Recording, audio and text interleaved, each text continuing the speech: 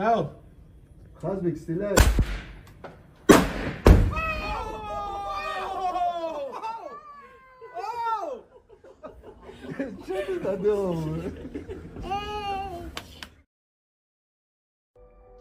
My old friend taught me that lesson vividly back in 1933. There was a deep depression in this land. Many of you are too young to remember it, but I am almost now 67. I went through the deep depression back in New York City. I was a dancer, and who would pay a dancer when they couldn't eat? All the theaters were closed. I don't think more than 3 theaters out of 50 were open in Times Square. So who wanted the dancer? I would have danced for anything, for a meal. And no one wanted to pay a dancer. So what would I do? I wanted to go to my little island called Barbados.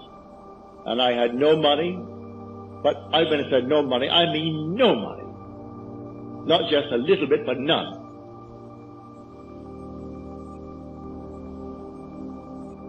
I said to my friend Abdullah, Ab, I would love to go to Barbados. He said to me, you are in Barbados. I said, I am in Barbados? He said, yes, you are now in Barbados.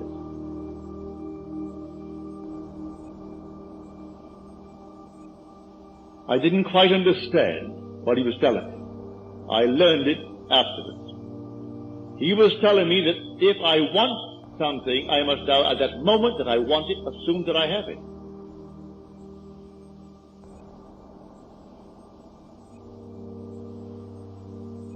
I want to go to Barbados. I am in Barbados. So this night when I sleep in Barbados.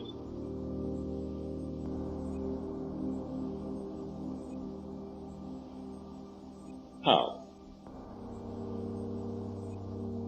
In my imagination.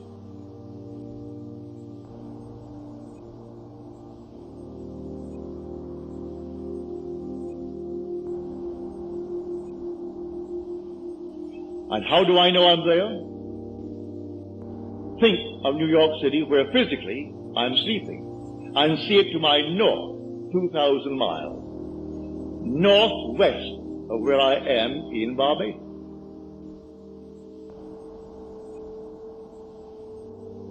Well, the months went by, and I didn't see any evidence.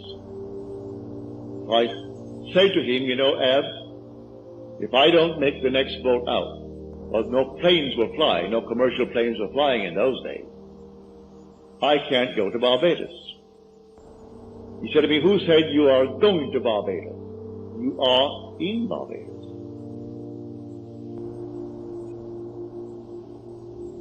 You can't discuss how you're going to Barbados when you are already in Barbados.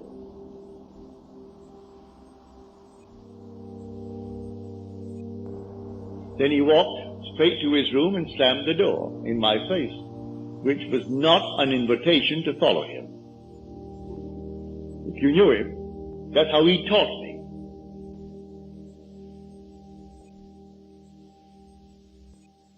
I am asleep as though I am in Barbados.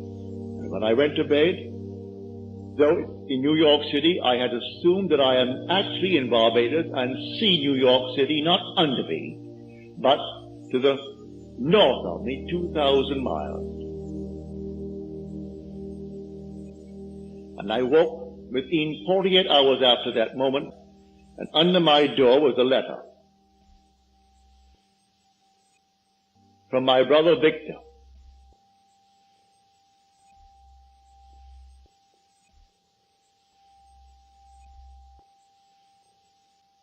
And in that letter, he enclosed a small little draft, $50. That I have told the steamship company, the Furnace Whitty Company, to issue you a ticket and charge it to me. The $50 is simply if you want some little thing, like a suit of clothes. In those days, you could buy a suit for $12, a fairly decent suit. You could buy a pair of shoes for $3.50 or $4. But he said the $50 just anything you may need to get aboard the ship. but sign the chits. I'll meet the ship and pay all expenses, and I will pay all the tips. So it's not for tips aboard the ship. I went down to the place and I told them what my letter said. I read my letter to them. They said, Mr. Goddard, we only have steerage from now on. But when we get to St. Thomas, the Virgin Islands, you may have first class because someone disembarks in St. Thomas. I accepted it. I went back to my friend Abdullah and I told him, Ab, it worked. I'm going on the 6th of December, but I have to go steerage until we hit St. Thomas, and then we go first class to Barbados. You know what he said to me? He said, who is talking of going to Barbados? You have gone to Barbados and you went first class. Well, what are you going to do with a man like that?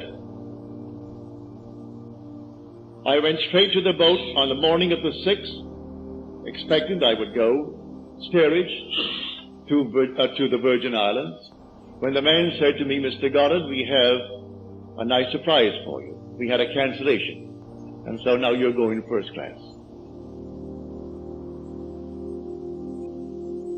He wasn't surprised.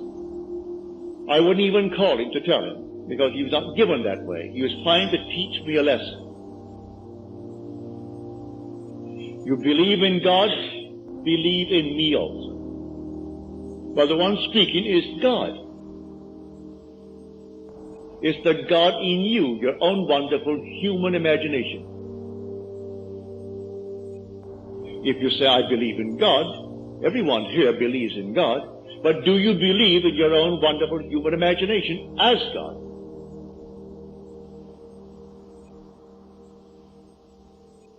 If the word God conveys the sense of an existent something outside of you, you have the wrong God.